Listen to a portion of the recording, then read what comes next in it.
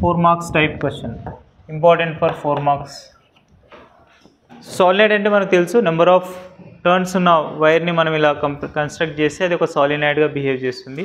So ఇందులో మనం every time current travel చేస్తుందంటే that moving charges always develop magnetic field. ఏ డైరెక్షన్లో డెవలప్ అవుతాయంటే మనకు right hand thumb rule use చేస్తాం.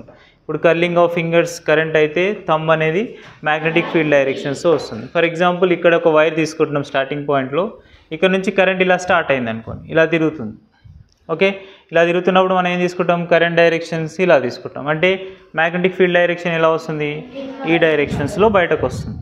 ఒకవేళ యాంటీ క్లాక్ వైజ్లో తిరుగుతుంది అనుకోండి కరెంట్, ఇప్పుడు యాంటీ క్లాక్ వైజ్లో అంటే ఇలా తిరుగుతుంది కరెంట్, ఇలా తిరుగుతున్నప్పుడు ఏమవుతుంది, అవుట్ సైడ్ డైరెక్షన్.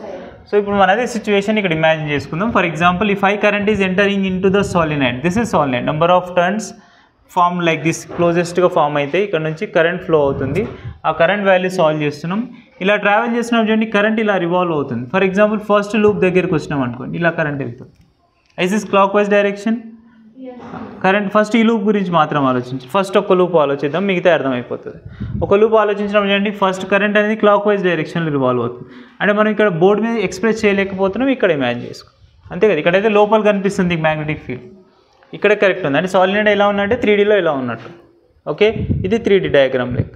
సో ఇప్పుడు నుంచి కరెంట్ అనేది ఒకవేళ క్లాక్ వైజ్ డైరెక్షన్లో ట్రావెల్ చేస్తే, ఓకే, కరెంట్ క్లాక్ వైజ్ డైరెక్షన్లో ట్రావెల్ చేస్తే మ్యాగ్నెటిక్ ఫీల్డ్ ఇన్వర్స్. అంటే నీకు ఎలా డెవలప్ అవుతుంది మ్యాగ్నెటిక్ ఫీల్డ్, ఈ డైరెక్షన్లో మ్యాగ్నెటిక్ ఫీల్డ్ అనేది వస్తుంది. అర్థమవుతుందా? అలా ఒక లూప్ కనిపిస్తుంది మీకు, ఒక పైపు, ఆ పైప్లో ఎలక్ట్రాన్స్ ఫ్లో అవుతున్నాయి, కరెంట్ ఫ్లో అవుతుంది. కరెంట్ ఫ్లో అయినప్పుడు మ్యాగ్నెటిక్ ఫీల్డ్ డైరెక్షన్ తీసుకోవడానికి కర్లింగ్ ఫింగర్స్ని కరెంట్ అనుకుంటున్నాం, ఇది మనం ఇలా తీసుకుంటున్నాం. అదే యాంటీ క్లాక్ వైజ్ డైరెక్షన్ అయితే, అంటే కరెంట్ ఇక్కడ నుంచి స్టార్ట్ అయ్యి ఇక్కడ అవుట్ అవుతుంది అనుకోండి, అప్పుడు యాంటీ క్లాక్ వైజ్ డైరెక్షన్ అవుతుంది, మనం కరెంట్ బయటకు తీసుకుంటాం ఇలా. ఓకేనా, థంబ్ని రిలేట్ చేస్తూ మ్యాగ్నెటిక్ ఫీల్డ్ తీసుకుంటాం. ఇప్పుడు మనం ఈ కరెంట్ ఇలా కంటిన్యూగా లూప్లో ఫార్మేషన్ అయినప్పుడు ఈ డయాగ్రామ్ మొత్తాన్ని మాన్యువల్గా ఇక్కడ డ్రా చేస్తున్నాను నేను. మాన్యువల్గా డ్రా చేసినప్పుడు మ్యాగ్నెటిక్ ఫీల్డ్ ఎలా వస్తుంది అనేది. సో ఇలా మాన్యువల్గా డ్రా చేసేటప్పుడు మనం కర్లింగ్ ఆఫ్ ఫింగర్స్ ఏమో కరెంట్ డైరెక్షన్ అవుతుంది, క్లాక్ వైజ్ డైరెక్షన్ అనుకుంటున్నాం కాబట్టి ఇక్కడ ఇంటూ అవుతుంది, ఇక్కడ కరెంటు అవుట్ అవుతుంది, తిరుగుతూనే ఉంటుంది లూప్లో, ఇంటూ అవుతుంది, అవుట్ అవుతుంది, ఇంటూ అవుతుంది. అంటే ఇక్కడ ఇంటూ డాట్లు ఏంటి, కరెంట్. ఇంటూ డాట్ అంటే కరెంట్ ఇక్కడ. సో ఇప్పుడు మనం వీటిని రిలేట్ చేస్తూ మనం మ్యాగ్నెటిక్ ఫీల్డ్ డైరెక్షన్స్ ఎలా వెళ్తున్నాయి అనుకుంటున్నాం, ఈ డైరెక్షన్లో వెళ్తుంది కదా. అంటే నీకు ఎఫెక్టివ్ మ్యాగ్నెటిక్ ఫీల్డ్ డైరెక్షన్ ఎలా వస్తుంది అంటే, this is actually what magnetic field is developed. Magnetic field వస్తుంది. సో ఇప్పుడు ఈ మ్యాగ్నెటిక్ ఫీల్డ్ ఎగ్జాక్ట్లీ సాల్వ్ చేయడం కోసం ఏం చేద్దామంటే, అసలు ఎందుకు మ్యాగ్నెటిక్ ఫీల్డ్ క్లోజ్డ్ పాత్లోనే వస్తుంది, సాలినాయిడ్ని యూస్ చేస్తూ మ్యాగ్నెటిక్ ఇండక్షన్ ఎలా వేరియేషన్ అవుతుంది అనే కోసం మనం ఒక ఇమాజినరీ రెక్టాంగులర్ లూప్ని తీసుకుందాం. Let consider this is imaginary rectangular loop PQRS అనుకుందాం. సో ఫీల్డ్ అనేది ఒకవేళ మనకు తెలుసు, ఎప్పుడైనా ఫీల్డ్ ఎప్పుడు స్ట్రేట్ లైన్ డైరెక్షన్లో వెళ్తుందంటే ఇలా సర్కిల్ మోషన్లోనే వస్తుంది మ్యాగ్నెటిక్ ఫీల్డ్ డైరెక్షన్. సో ఆ డైరెక్షన్లో వస్తుందంటే, ఈ డైరెక్షన్లో మ్యాగ్నెటిక్ ఫీల్డ్ ఉందంటే ఈ డైరెక్షన్లో కూడా మ్యాగ్నెటిక్ ఫీల్డ్ ఉంటుంది. ఈ సెగ్మెంటే కదా, అవుట్ సైడ్ డైరెక్షన్లో ఉంది, సాలినాయిడ్కి బయట ఉంది. దిట్ RS పాత్ అనేది సాలినాయిడ్కి బయట ఉంది, PS ఉంది, QR ఉంది, కొన్ని సైడ్ ఫీల్డ్ 0 అవుతుంది కాదు అనేది చూద్దాం.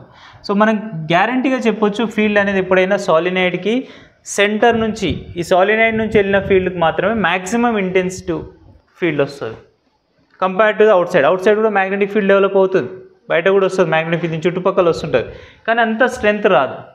What you taken that PQ segment, ఈ PQ సెగ్మెంట్లో వచ్చే మ్యాగ్నెటిక్ ఫీల్డ్ స్ట్రెంత్ ఎంత ఉంటుందో అవుట్ సైడ్తో కంపేర్ చేస్తే చాలా వీక్.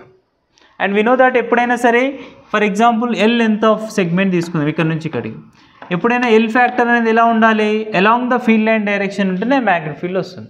కానీ ఇక్కడ చూడండి, ఫర్ ఎగ్జాంపుల్ ఇది L కదా, let consider this one also L కానీ లేదా వేరే లెంత్ అనుకోండి. ఇప్పుడు చెప్పండి, L లెంత్ అనేది మ్యాగ్నెటిక్ ఫీల్డ్ ఎలా ఉంది, when you comparing like PS లేదా QRని కంపేర్ చేసినప్పుడు L సెగ్మెంట్ అనేది మ్యాగ్నెటిక్ ఫీల్డ్కి perpendicular direction. It is possible to develop magnetic field.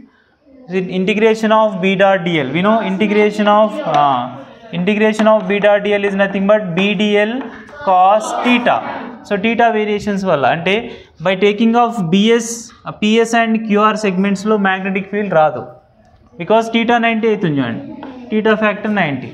And remaining segments possibilities ఏంటి, ఒకవేళ మ్యాగ్నెటిక్ ఫీల్డ్ ఈ డైరెక్షన్ డెవలప్ అయితే అవుట్వర్డ్ డైరెక్షన్ లూప్లో రావాలి కదా, ఆపోజిట్స్లో డెవలప్ అవుతుంది. కానీ దీన్ని కంపేర్ చేసినప్పుడు ఇట్స్ వీక్ ఫీల్డ్ అని చెప్పి వీటి వాల్యూస్ కూడా తీసుకుంటాం. మనకు యాంపియర్ సర్క్యూట్లో ఏం చెప్తుందో మొత్తం రాదు. Integration of B dot dl is equals to ప్రతి సెగ్మెంట్ దగ్గరికి వెళ్దాం. ఫర్ ఎగ్జాంపుల్ P2Q తీసుకోండి, సెగ్మెంట్ లైన్. డిఎల్ అంటే ఏం చెప్పుకున్నాం మనం? లైన్ ఇంటిగ్రేషన్, అవునా? అందుకే PQ అనే ఒక లైన్ తీసుకుంటున్నాం. PQ ఒక లైన్, PQ లైన్లో magnetic field value like B dot DL తర్వాత రాద్దాం, plus integration of P and S అంటే PS లైన్లో తీసుకుంటున్నాం, that value integration of B dot DL plus integration of QR తీసుకుందాం, integration of QR that B dot DL plus integration of SR లేదా RS that value B dot DL. So for this PS and next to QR values ki B dot DL is equals to లేదా BDL cos 90 degrees is equals to integration of B dot DL for QR good రాస్తున్నాం, that is BDL cos 90. The total field is become 0. Even outside for RS also మనకి weak field strength ఉంటుంది కాబట్టి ఇక్కడ కూడా integration of RS B dot DL is equals to 0. అంటే field ఎవరి వల్ల develop అవుతుంది? ఓన్లీ మ్యాక్సిమం PQ ఎలిమెంట్ వల్లనే డెవలప్ అవుతుంది. Therefore maximum field strength values integration of PQ B dot DL is equals to μ0 into I according to Ampere circuit law. So for example ఇక్కడ compare చేద్దాం, ఒక turn cross అయింది కాబట్టి we got μ0 into I. అలాంటి ఎన్ని lines ఉన్నాయంటే number of turns ఉన్నాయి కాబట్టి total magnetic induction value for this PQ element is equals to for n number of turns తీసుకుంటే that integration of B dot DL is equals to μ0 into n into I, where n is nothing but number of turns per unit length. ఈ వాల్యూని compare చేస్తాం. ఒకవేళ సెంటీమీటర్స్లో మీటర్స్లో వేస్తే కన్వీనియంట్గా solve చేస్తాం. ఇది magnetic induction for the solenoid. So ఈ solenoid extend చేస్తేనే మనకి టొరాయిడ్ అవుతుంది. దీన్ని ఇలా ఎక్స్టెండ్ చేస్తూ ఇలా జాయిన్ చేస్తాం, కంప్లీట్ అయినప్పుడు టొరాయిడ్ అవుతుంది. బట్ ఇది మాత్రం సాలినాయిడ్ గురించి, ఓకేనా? ఇది